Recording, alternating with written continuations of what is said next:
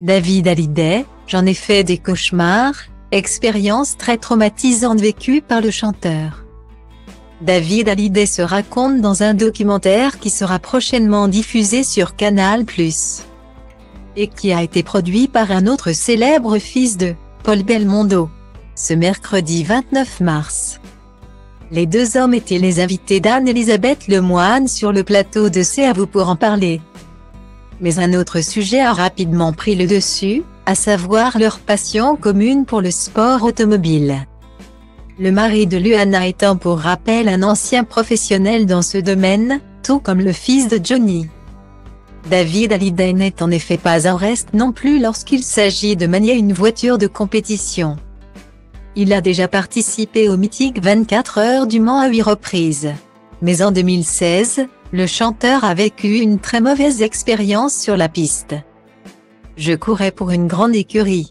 On menait la course, dans notre catégorie, jusqu'à 6 heures du matin. Et là, il avait plu. Donc j'ai appelé à la radio pour faire changer les pneus. On m'a dit qu'il fallait que je reste derrière au moins 2-3 tours. Je leur ai dit que la voiture tenait plus. Je leur ai dit que j'allais me planter, et je me suis planté.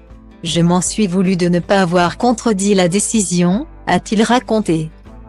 À cause de sa mauvaise performance individuelle, il a fait perdre l'équipe.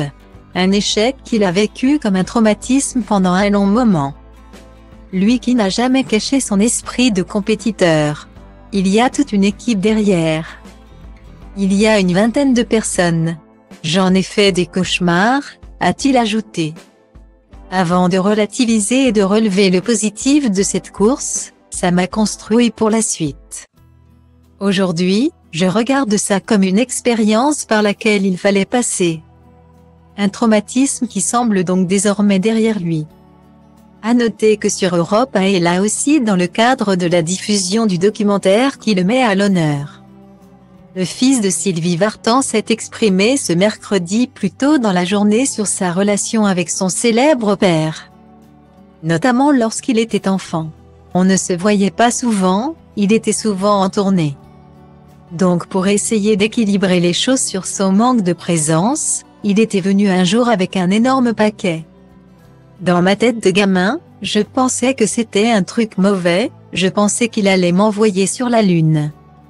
Je ne voulais pas ouvrir le paquet, mais ce n'était évidemment pas ça, s'est-il notamment souvenu. Și pleacă, grăbește-te că trenul ăsta nu așteaptă. Dar eu știu deja că vreau cu totul altceva.